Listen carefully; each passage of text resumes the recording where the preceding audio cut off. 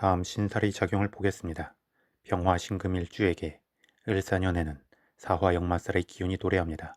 사화의 지장간 안에는 병화비견, 무토식신, 경금편지의 기운이 내재해 있고 일간 평화를 기준으로 비견이 되기에 자신의 위치와 존재감에 있어 변화가 생길 수 있음을 의미합니다. 또한 기존의 계획과 시스템에 묶여 있었다면 을사년에는 스스로 그러한 부분에 대한 주도권을 강하게 발휘하여 통제력을 행사하게 될 수 있습니다. 이는 역마살의 기운이 단순히 육체적 이동을 의미하는 것 이상으로 기존의 것을 넘어서서 새로운 것을 향해 나아가는 기운이 되기 때문입니다. 그런 만큼 병화신금일주는 을사년을 맞이하여 상황 주도권과 선택 및 결정의 주도권을 갖게 될 것이고 그 자체가 바로 변화이면서 변화의 시작이 될 것입니다. 다음 병화신금일주 일지신금은 역마살의 기운이 됩니다. 그리고 신금은 일간 평화를 기준으로는 편제가 되기 때문에 병화신금일주는 자신의 욕망이나 필요에 의해 목표를 가지고 움직임이 많아질 수 있습니다. 그런데 지장간 안에 인성의 기운이 없는 만큼 계속해서 무언가 채워지지 않는 느낌을 받을 수 있고 그러한 공허함을 채우기 위해 더욱 외부적 결실을 추구하려 하거나 자신을 꾸미는 데 역마의 기운을 사용할 수 있습니다.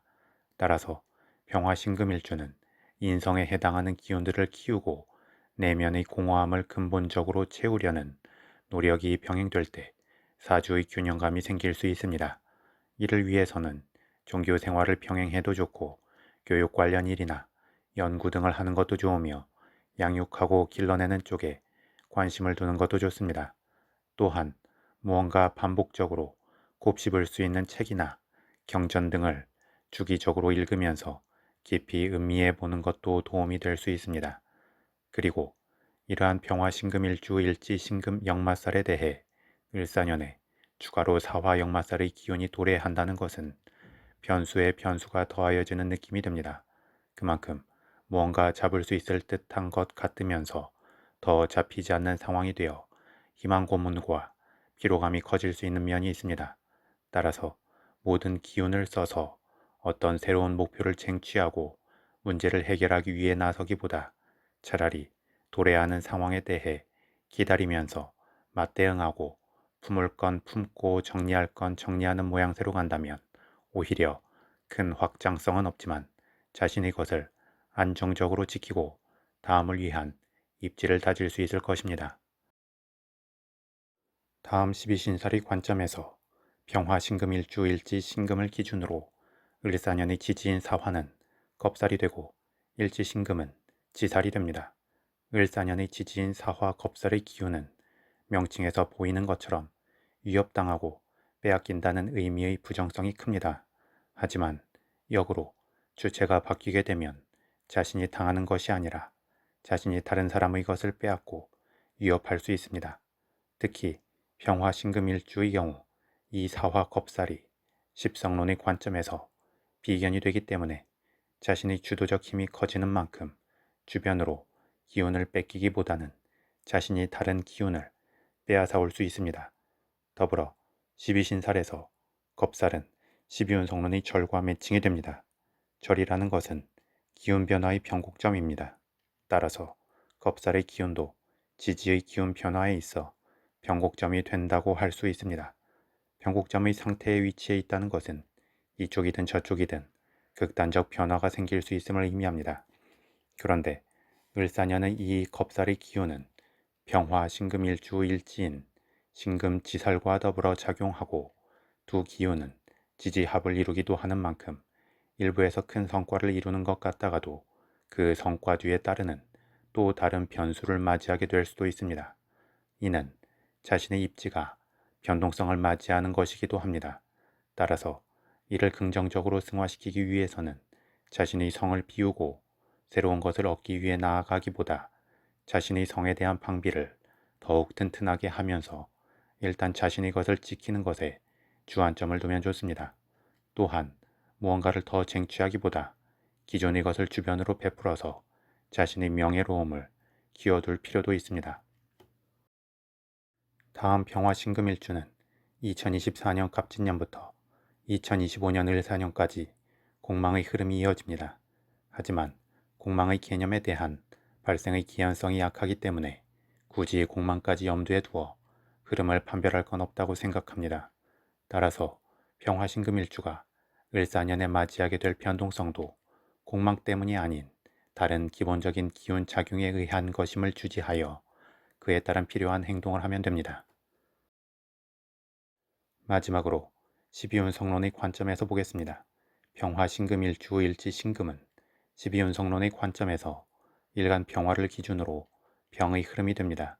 병은 실제 병이 난다는 것은 아니고 병이 난 환자와 같은 마음 상태를 갖게 됨을 의미합니다. 그래서 본인이 아픈 만큼 다른 사람의 아픔도 잘 이해하기에 공감 능력이 좋을 수 있지만 자신의 힘이 약하기 때문에 원하는 것을 다 하거나 가질 수 없는 것에 대한 허무감이 커질 수도 있습니다. 또한 아파서 병원에 눕게 되면 살아온 인생을 정리하는 느낌으로 관조적 특성이 커질 수도 있지만 살 날이 얼마 안 남았다는 생각으로 조급함이 커질 수도 있습니다.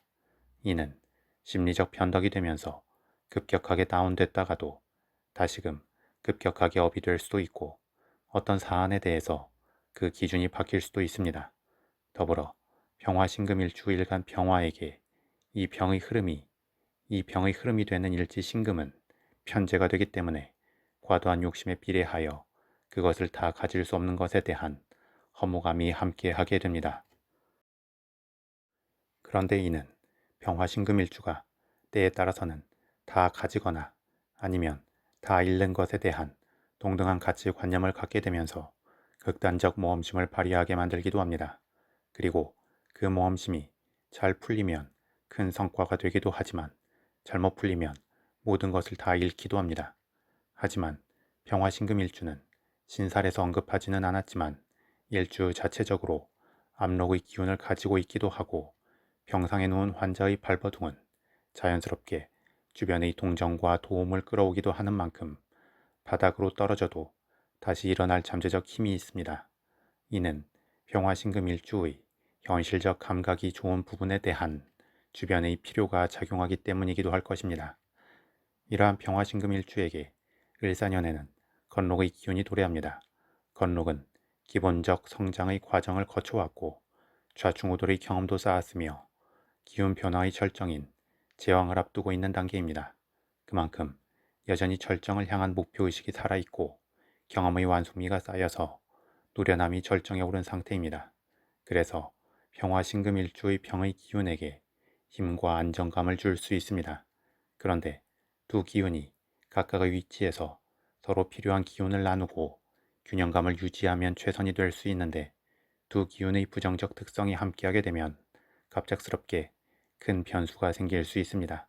따라서 평화신금일주는 을사년에 생길 수 있는 각종 변수까지 감안하여 한 해를 안정적으로 이끌어가자면 잡힐 듯 잡히지 않는 목표를 쟁취하기 위해 과도하게 몰입하기보다 차라리 머무는 자리를 잘 정비하고 주변을 아우르면서 입지를 다지는 것에 집중할 때 추후 흐름에서 더 큰 목표를 쟁취하고 결실을 얻을 수 있는 기반을 갖게 될 것입니다.